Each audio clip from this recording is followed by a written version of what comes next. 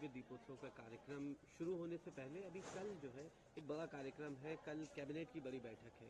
क्या लगता है कितने बदलाव आएंगे इससे अयोध्या में और क्या कुछ फायदा होगा? देखिए, बदलाव की बात आप कर रहे हैं, बदलाव तो देखने से ही दिख जाता है। ये वही अयोध्या है जिस अयोध्या में जय श्री राम बोलने पर जेल हो जाती थी। ये वही अयोध्या है जहां पर अगर राम जन्मभूमि की बात कर दें तो निहत्थे कारसेवकों पर गोली चल जाती थी। ये वही अयोध्या है आज चकचका रहा है। आज भव्य दिव्य राम जन्मभूमि मंदिर निर्माण कार्य बहुत तेजी से आगे बढ़ा है। दिसंबर लास्ट तक समाप्त हो जाएगा।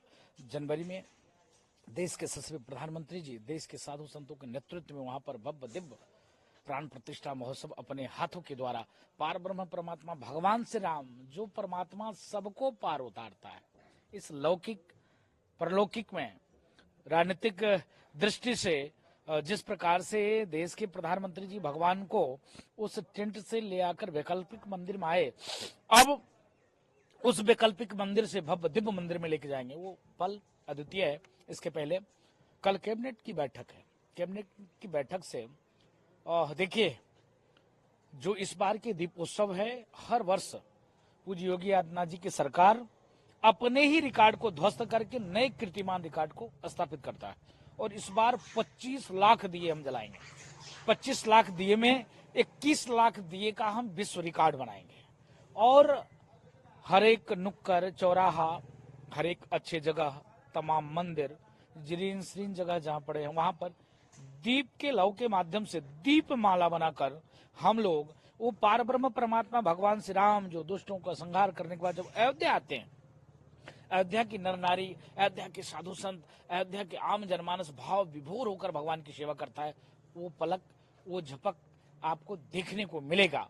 और कैबिनेट की बैठक है। कैबिनेट की बैठक में मुझको लगता है पूज्य योगी आदित्यनाथ जी महाराज के जो विकास की जो व्यवस्था है, किस प्रकार से दीपोत्सव भव्य हो, नंबर 1, नंबर 2, जब प्राण प्रतिष्ठा महोत्सव हो उसकी व्यवस्था कितनी अच्छी से अच्छी हो, क्योंकि उस दिन पूरे विश्व के कोने कोने से सनातनी आएंगे, अंतर्राष्ट्रीय जगत के लोग आएंगे, उसके बाद देश के कोने कोने से राम भक्त आएंगे।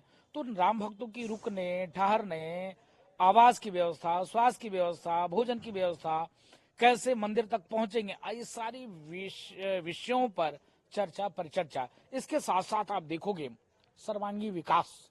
आप अयोध्या के किसी भी गली में चले जाइए, अभी वर्तमान स्थिति में हर जगह निर्माण कार्य, किसी भी जगह चले जाइए हर जगह निर्माण कार्य तो कितने तेजी से संपन्न हो, क्योंकि प्राण प्रतिष्ठा में कोई समस्या ना हो। इसके नाते इसके मुझको लगता है कल की बैठक बहुत ही महत्वपूर्ण होगी। एक बड़ा अहम सवाल रहेगा, रामलला की आखिरी दीपावली है जिसमें वो अनिर्मित कह सकते हैं कि अनिर्मित मंदिर में है वो, इसके बाद की जो भी दिवाली आएगी वो एक अपने घर में कहा जाएगा। नहीं, आखिरी दीपावली नहीं है। आपने इसलिए कहा क्योंकि आपके भाव अपने में सुंदर है, क्योंकि आपने वो भी दिन देखा है जब परमात्मा टेंट में इतने दिनों से थे और उनका एविडेंस मांगा जाता है, क्या तुम ही राम के बेटे हो, तुम ही दशरथ के बेटे राम हो क्या, खेतौनी लाए हो क्या? ये कौन कहता था? ये जज महोदय कहते थे। आप समझ सकते, बहुसंख्यक समाज के देश में जहां पर हर कण में राम जी की व्यापकता हो, हर जन के मन में राम का आस्था विश्वास श्रद्धा हो, वहां पर यह पूछा जाए क्या तुम ही राम हो?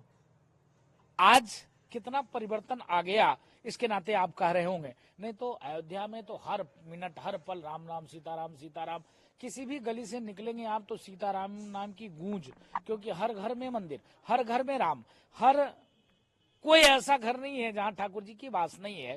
तो इसके नाते इस दीपावली भव्य दिव्य, और आने वाली जो दीपावली अगली होगी वो तो क्या बात है, मंदिर में होगी। तो उन लोगों के लिए एक ऐना भी है जो लोग कहते थे कि राम जी को टेंट में रखा इन लोगों ने और सरजू घाट पर दिया जलाते हैं। ये लोग सिर्फ ठगने वाले लोग हैं, ये लोग सिर्फ जनता को भरमाते हैं। आज जनता तय कर लिया, जनता ने मूड बना लिया, जनता देख भी रही है। मुझको लगता है अब उन दुर्बुद्धि वाले नेताओं को देखना चाहिए, क्या भगवान राम किसी एक दल के हैं, क्या परमात्मा किसी एक पार्टी के हैं, क्या परमात्मा सिर्फ हिंदुओं के नहीं है, परमात्मा हर व्यक्ति के हैं। भारत में रहने वाले, विश्व के कोने कोने रहने वाले सभी सनातनी और सभी जनमानस के परमात्मा है। तो कम से कम भगवान को बांटना छोड़ दो। और भगवान ने देखो, जिसने राम को भजा उसको भगवान ने सीधे राजगद्दी सौंप दिया है। तुमने राम को बिसरा दिया है, इसलिए तुम गद्दी से नीचे उतर गए हो। अभी भी तुम्हारी बुद्धि शुद्ध हो जाए, अभी भी राम के अस्तित्व पर, रामचरित मानस फाड़ने, जलाने, प्रतिबंध करने की बात करते हो। अभी भी हिंदू मतलब कुछ नहीं, सनातन को मिटाना है, ऐसी भाव अभी भी करते हो क्या? अभी भी बुद्धि नहीं खुल रही क्या? ये चीज देखना चाहिए।